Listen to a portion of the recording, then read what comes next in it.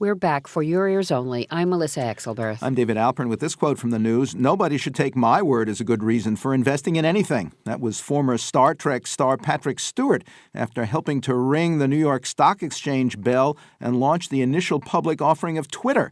Initially valued at $26 a share, it quickly rose to $50, then settled at $44 for a total value of $31.7 billion, though Twitter has yet to make a profit. Now this. We stand here tonight showing that it is possible to put doing your job first, to put working together first, to fight for what you believe in, yet still stand by your principles and get something done for the people who elected you. Over the next 4 years, most Democrats and Republicans in Virginia want to make Virginia a model for pragmatic leadership that is friendly to job creation. Off-year gubernatorial elections are not famous for predicting subsequent races for Congress or the White House, but polls and pundits could not help looking for lessons from the Big Two last week. New Jersey celebrity Governor Chris Christie won a sweeping re-election bid against minor Democratic opposition with significant support from many constituencies that most conservative Republicans have found hard to get, especially women, minorities, and even Democrats. And he underscored that contrast with Tea Party purists in a victory speech whose subtext was clearly the presidency. In Virginia, longtime Democratic fundraiser Terry McAuliffe beat Tea Party darling Ken Cuccinelli, but far more narrowly than expected, in part because of Democratic dissatisfaction with the rollout of Obamacare. Indeed, Tea Party leaders claimed they could have won had not mainstream GOP funders shied away from their conservative candidate, as they did with a Tea Party congressional candidate in Alabama and increasingly in other races as well. To consider the dynamics of last week's elections and their impact on politics in next year's races and beyond, for your ears only, we're joined again by Norman Ornstein, American Enterprise Institute resident fellow and co-author of It's Even Worse Than It Looks, How the American Constitutional System Collided with the New Politics of Extremism, now updated in softcover from Basic Books. Welcome back to the program. Great to be with you, David. In Virginia, Tea Party activists are furious at being written off by the National Party and big donors. Do you think more money would have overcome increasing Democratic dominance in the state's most populous regions, especially in the Washington area? I'm not sure of that. I think, what ended up happening is that a race that appeared to be pretty safe for McAuliffe, a lead of 7 points or so consistently for some period of time, changed because most Republicans came home. There was still a lot of ambivalence among Republicans and even some independents. And the big difference here really was that the Democrats turned out. That was because of McAuliffe's efforts. The interesting thing, though, is that because so many Tea Party activists think they could have won and now have even more resentment for the establishment wing of the party, you're likely to see an even deeper split on the Republican side, and very few of these Tea Partyites believing that they're on the downswing with the electorate. Well, then do you think that the movement of mainstream Republican funding away from Tea Party favorites will become a defining factor in primary contests for next year's congressional races? We are really starting to see a change in tactics by some of those funders, and that includes the big funders from the past, like the Koch brothers and Sheldon Adelson, who gave a lot of money to some of these more extreme candidates, now moving to tilt that money in a different direction. You have a determination on the part of some of the establishment figures. I think you're going to see a more aggressive action in primaries, and that is going to fuel some additional tension within the Republican Party, which has unknown consequences. It's possible, at least, that some of these Tea Party types will decide, if they don't get their way, that they're not going to turn out in the fall. And in the midterm contests in 2010, that was what really made the difference. They turned out in force. There's talk of mainstream Republicans going further and changing their nominating process itself, especially when it comes to the next presidential race. What's your view on that?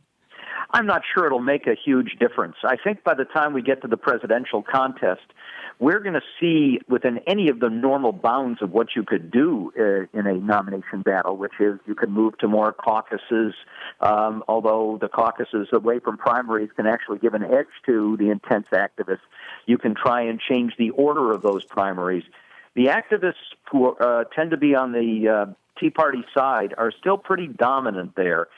And I think if you look at, certainly the Chris Christie victory gives some traction to the pragmatists, that there are ways for a conservative but mainstream Republican to appeal to a broader electorate, including Hispanics and to women. The problem that they've got, though, is a bigger one. If you look at every other presidential candidate, potential one out there who's in Congress, from Marco Rubio to Ted Cruz to Rand Paul in the Senate, all the way over to Paul Ryan in the House, they all voted against the deal that ended the shutdown. That tells me that when they look at where the Republican Party is going and the tendency, they're not looking in a Chris Christie direction. They're looking much more in that Ted Cruz direction right now. The anger over Obamacare is dramatic at this early stage, but how important do you think it will be in next year's elections when the problems have been solved or the president is forced by facts to order some major changes or delays? Well, one of the things that we need to be cautious about, and you noted this in your introduction, we always tend to make these extended linear projections from where we are now. It's always a mistake to take an off-year election, the Chris Christie election, the Virginia election, or any of the others now, and extrapolate anything to the future. They tend to be pretty idiosyncratic. When we had the government shutdown and the trauma that was caused there, a lot of people thought that that would have enormous impact on the midterm elections in 2014. 5 or 6 big things are going to happen between now and then, and one of the big things that did intervene was the debacle over the rollout of healthcare.gov. But my guess is, just as we saw with the rollout of the Medicare prescription drug program, in the end, these early hiccups become a big story for a few weeks or a couple of months, and they're gone, and something else will be more important. The Latino vote for Christie and McAuliffe was significant. What signs do you see that the current GOP House majority will finally back immigration reform with some type of legalization for millions of current residents, or that House Speaker John Boehner will permit a floor vote that a bipartisan majority could carry? The odds are not great for this, even though objectively and pretty obviously it would be to the advantage of the Republican Party to try and move this very divisive immigration issue that's killing them, not just with Hispanic voters, it's hurting them with Asian Americans as well. The message is that you have a party that's hostile to people who don't look like us. Getting that off the table would be huge.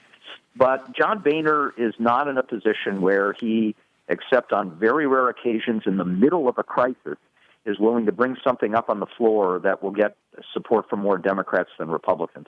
And right now, there's a hardening of attitudes on the immigration issue. Norman Ornstein is an American Enterprise Institute resident fellow and co-author of It's Even Worse Than It Looks, How the American Constitutional System Collided with the New Politics of Extremism, now updated in softcover from Basic Books. Quote from the news, I am mourning Yasser again. That was Suha Arafat, widow of the late Palestinian leader, after a report by Swiss scientists that forensic tests of his remains supported long-held suspicions that he was poisoned with radioactive polonium-210.